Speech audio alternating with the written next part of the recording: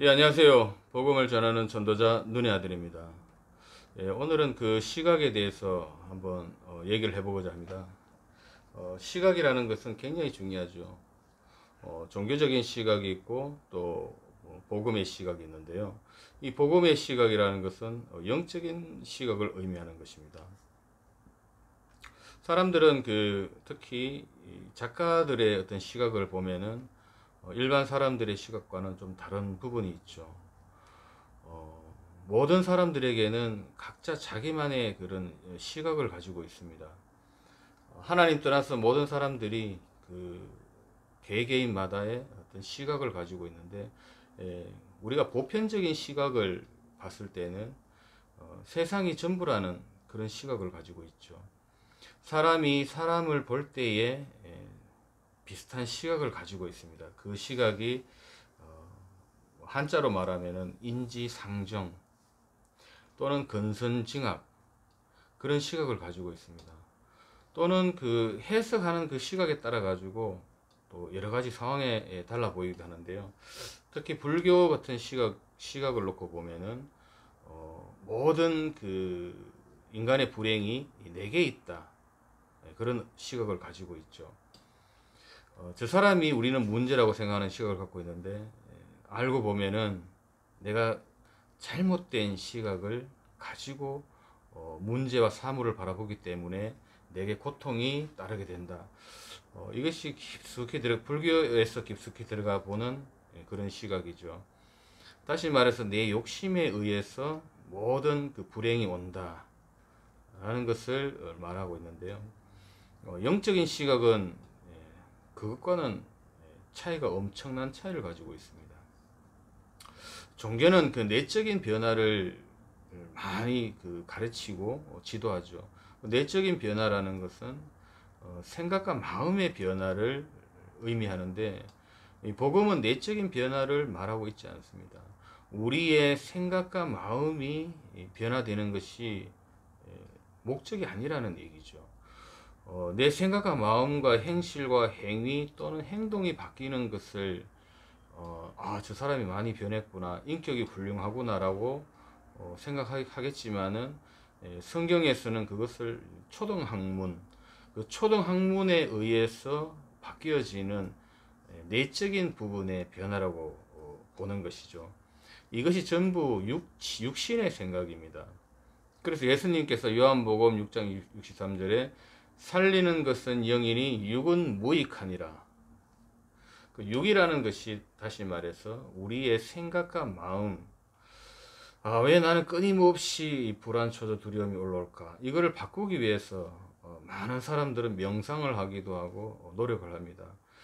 부정적인 생각이, 나는 부정적인 생각이 많구나. 그래서 사람들은 책을 보면서 긍정적인 그런 생각으로 바꾸려고 또 노력을 하기도 하고요. 많은 교육들이 통해서 우리의 내적인 변화, 또 상처에 대한 그런 치유를 하려고 하는데, 모든 종교들은 그런 것들을 하고 있는 것입니다. 복음은 내적인 변화가 아니라 영적인 변화를 의미하는 것이죠. 우리의 생각과 마음에 치우치지 않는 영적인 변화. 그 영적인 변화는 그리스도를 통해서만 영적인 변화가 일어나기 시작하는데, 그리스도는 이 땅에 오신 것은 우리의 내적 변화 때문에 오신 부분이 아니시죠. 이것이 분명히 우리가 깨달아 가야 되는 부분입니다. 만약에 예수님이 믿고 우리의 생각과 마음이 변하고 내적인 부분이 치유되고 또 외적으로 가난해졌던 부분이 부자가 되고 질병이 치유되고 그런 쪽에 치중해버리면은 예수님도 하나의 종교적인 예수님밖에는 될 수가 없는 것입니다. 우리의 생각과 마음, 외적인 어떤 그런 부분에 집중하지 말고, 그리스도는 이 땅에 오셔서 사단의 권세를 깨뜨렸다, 이것이 목적입니다. 그래서 많은 사람들은 지금 전부 사단의 권세 아래 놓여 있기 때문에 여기서 빠져나오지 아니하면은 어떤 그 종교라도 멸망당한다, 그 뜻입니다. 그래서 이 복음의 시각은 그 영적인 세계를 보는 시각이죠. 다시 말해서 사단은 어떻게 활동하고 있는가를 우리는 보는 것입니다.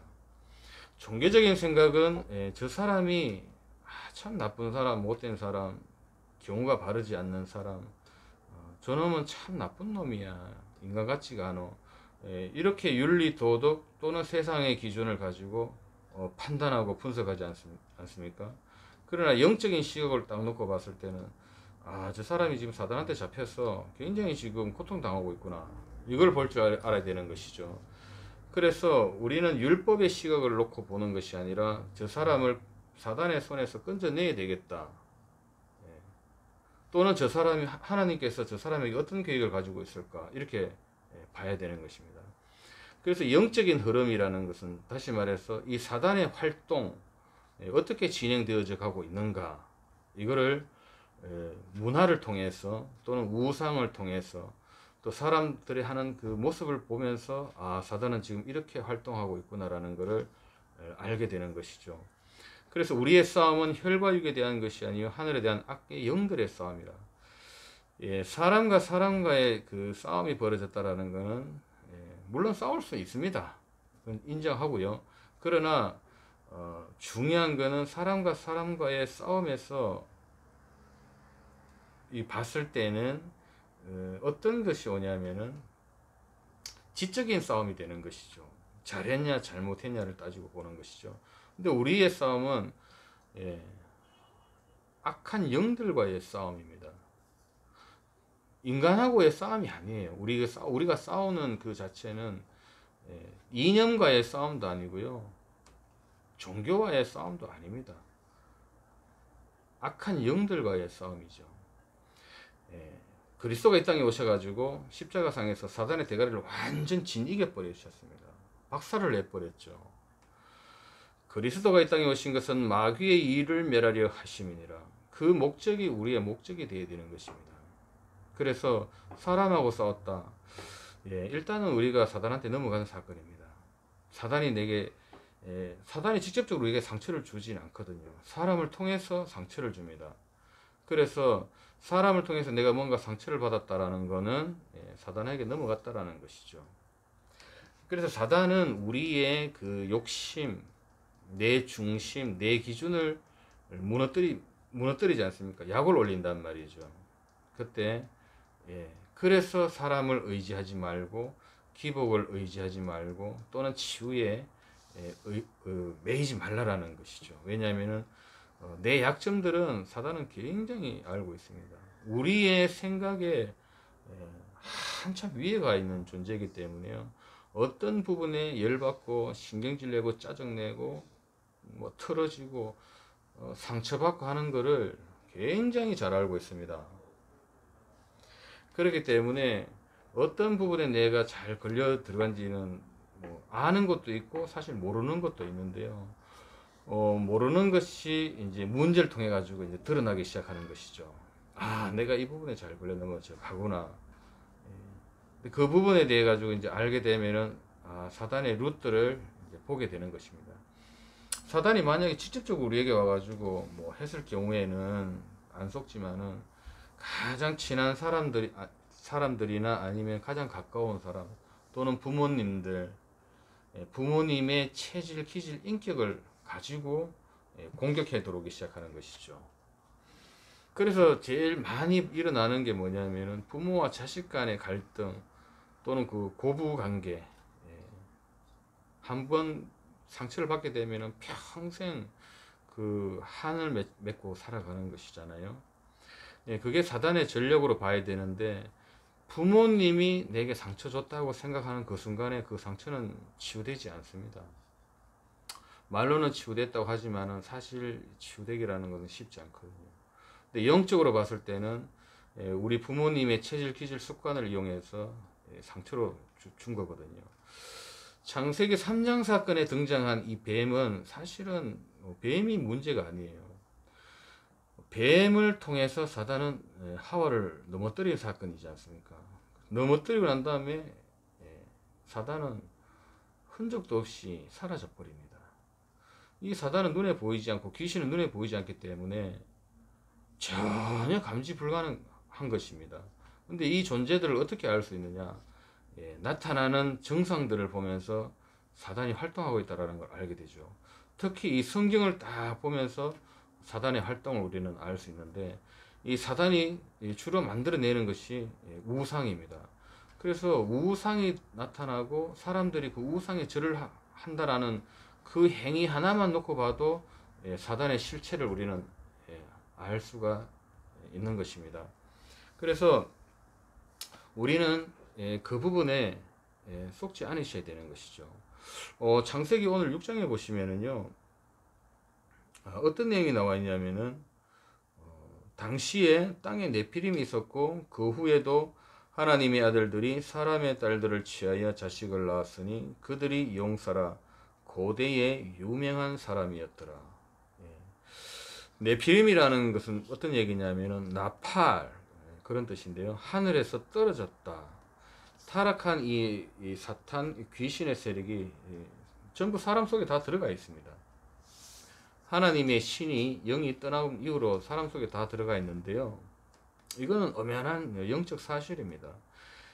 이 존재들이 시각을 완전히 바꿔놓은 사건이죠. 가치관을 완전히 바꾸고 세계관을 완전히 바꾸었다라는 것입니다. 그것이 네피림의 뜻입니다. 그래서 사람들은 자연스럽게, 정말 자연스럽게 우상 쪽으로 끌려가기 시작하는 것이죠. 왜냐하면은 내 동기, 내 목적이 있기 때문에 그거를 사단은 활용한단 말이죠. 하나님 떠나가지고 온 사람들은 의지할 것이 없어요. 내 스스로 살아가야 된다라는 강박관념에 있습니다. 그래서 하나님 떠난 사람들은 어떤 인격이냐면요, 누구를 뭐 의지할 수 있는 혼자라는 그 두려움 때문에 자꾸만 무엇인가에 집착하게 되는 것입니다. 그 집착이 이제 우상을 만들어내는 것이죠. 그러다 보니까 이 돈을 쫓아가기 시작하는 겁니다. 돈이 내 생명보다도 돈이 더, 내 생명보다 직업에 대한 집착, 그 부모에 대한 집착, 자식에 대한 집착, 굉장히 많은 집착을 이렇게 하는 것이죠. 그것이 뭐냐면은 가치관, 세계관이 완전히 바뀌어버린 상태입니다. 그리고 피조물에게 절을 하게 되는 것이죠. 모든 것이 이제는 막 거꾸로 돼버린 겁니다. 하나님 그 다음으로 우리가 피조물을 다스리고 정복해야 될 이 존재가 피조물에게 오히려 끌려다니는 그런 존재가 되어버린 사건이죠. 거기에 종노릇하고 완전 이 사탄에게 노예가 된 것입니다. 이 부분을 우리는 깨달아 가야 되는 것이고요. 이 가치관과 세계관이 바뀌지 않는 상황에서 내가 영적 싸움을 뭐 시작한다, 예를 들면 내 안에 더러운 귀신은 떠나갈지어다 한다 할지라도 그거는 종교적인 싸움밖에는 안 되는 거예요. 세계관이 바뀌어야만이 그때 흑암 세력은 무너지기 시작하는 겁니다. 정상적인 세계관으로 되돌리는 것이, 이것이 복음의 능력이 되는 것입니다. 이것이 복음의 힘이 되는 것이죠. 이때 사람은 뭐가 되냐면은 정상적인 사람이 되는 것입니다. 하나님의 영이 나하고 함께 있을 때를 가지고 사람이라 그럽니다. 근데 하나님의 영이 없을 때는 사람이라 하지 않고 육체가 됨이니라. 전도서에 보면은 너희들이 짐승과 다를 바 없는 줄 깨달아라. 엄밀히 따지고 보면은 육체가 되었다라는 말은 짐승이라는 얘기하고 똑같은 부분입니다. 어떤 면에서 보면은 짐승보다도 못하죠. 짐승보다도 못하다라는 것은 가끔 어떨 때 저를 보면은 그렇구나 인정하고 맞습니다. 소주 한 잔만 먹으면은 뭐 멋있어졌다가 한 10잔 20잔 막 넘어가면은 이제 짐승이 되는 것이죠. 그리고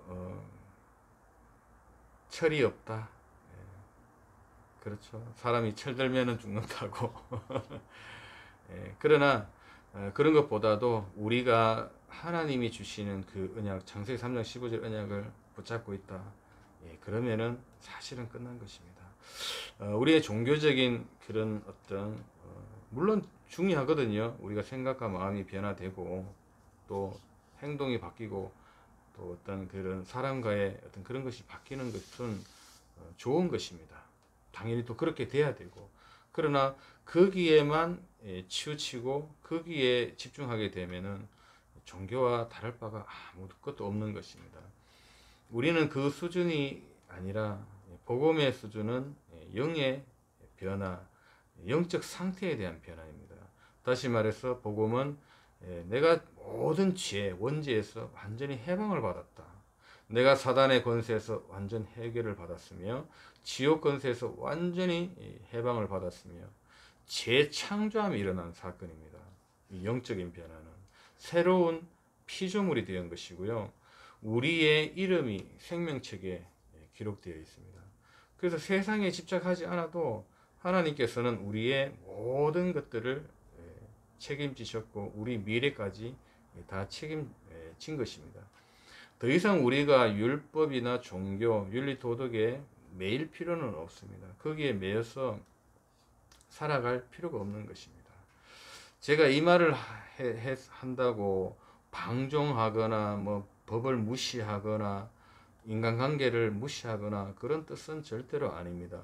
거기에 매여서 하나님께 나아갈 필요가 없다라는 거예요. 그렇게 나아간다고 해서 하나님이 우리를 뭐 아우 멋있다 뭐 칭찬하고 그러신 분 아닙니다. 하나님이 볼 때 우리를 딱 봤을 때 칭찬하는 부분은 딱 하나밖에 없습니다. 주는 그리스도시요 살아계신 하나님의 아들이십니다. 예수가 그리스도라고 믿는 이 사실적인 믿음만이 하나님께서는 가장 기뻐하시는 그런 믿음이죠. 그래서 예수님이 우리는 종교적인 예수님을 바라보는 것이 아니죠. 그분은 영존하시는 하나님 자신이시기 때문에 그분을 우리는 하나님으로 바라보고 하나님으로 믿고 하나님으로 사실적으로 의지하는 것입니다. 이 사실을 우리가 알았다라는 것은 엄청난 축복이죠. 성령이 아니고서는 예수를 주로 시인할 수 없습니다. 다시 말해서 성령이 아니고는 예수님을 하나님으로 인정할 수가 없어요. 근데 우리는 이것 사실 알았다. 성령의 역사입니다. 이것이 하나님께서 우리를 선택했다라는 증거가 되는 것입니다. 그래서 우리는 육신의 시각, 종교적인 시각에서 이제는 머물러 있어서는 안 되고요. 영적인 시각에 눈을 뜨셔야 됩니다. 그래야 그때 진짜 세상을 바로 볼 수 있고 나 자신을 볼 수 있으며 우리 가정이나 여러 가지의 모습들을 사실적으로 볼 수 있는 눈이 열리기 시작하는 것이죠. 그래서 우리 가정에 사단이 어떻게 침범해 들어오고 있으며 어떠한 루트를 타고 들어오고 있는지를 봐야 되는 것입니다. 보고 기도하셔야 되는 것이죠. 물론 영적 싸움, 그리스도 이름의 권세 분명히 사용해야 됩니다. 그러나 그 권세가 내 목적을 이루는데 사용한다든지 어떤 내 그 마음의 이성적인 어떤 그런 부분들을 잘못 사용을 하게 되면은 안 되는 것이죠. 그러나 저도 이렇게 기도를 합니다. 우리 가정과 가문의 배후의 역사는 흑암의 세력은 그리스도 이름으로 떠나갈지어다. 그렇게 저도 기도합니다. 그러나 그것을 무차별 남발적으로 하게 되면은 자칫 종교로 빠지고 거기에 매이다 보면은 사람을 전부 귀신으로 보는 그런 눈이 열리면 안 되는 것이죠. 사람은 사람이고 귀신은 귀신입니다. 단지 사람이 사단과 귀신에게 조종당하고 있고 시달리고 있다라는 것이죠. 중요한 것은 그들을 치유하는 것이 중요한 것이 아닙니다. 살리는 것이 중요한 것입니다. 세상은 율법, 윤리, 도덕 그 어떤 걸로도 사람은 살릴 수 없습니다. 살리는 것은 영이니 육은 무익하니라. 이 세상 어떤 학문이 나타난다 할지라도 바르게 사는 교육은 되겠지만은 그 영혼을 살릴 수는 없습니다. 그래서 우리는 사람을 살려야 되는 것이지 치유는 나중에 부분이죠. 중요한 거는 복음의 관점에서 중요한 거는 살리는 것이 하나님의 목적입니다. 어떻게 살립니까? 사단의 권세, 거기에 잡혀 있는 자를 복음을 통해서 건져내는 것, 이것이 하나님의 계획이고 하나님의 목적이 되는 것입니다. 주는 그리스도시요 살아계신 하나님의 아들이십니다. 오늘은 여기까지 하겠습니다.